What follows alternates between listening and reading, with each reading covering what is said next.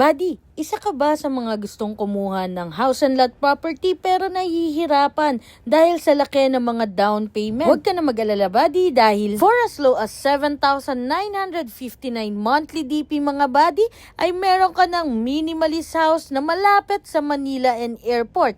Kaya naman don't skip this video. This is Pau Pipito, your home search buddy. Yes mga buddy, ito ay may monthly DP lang na 7,959.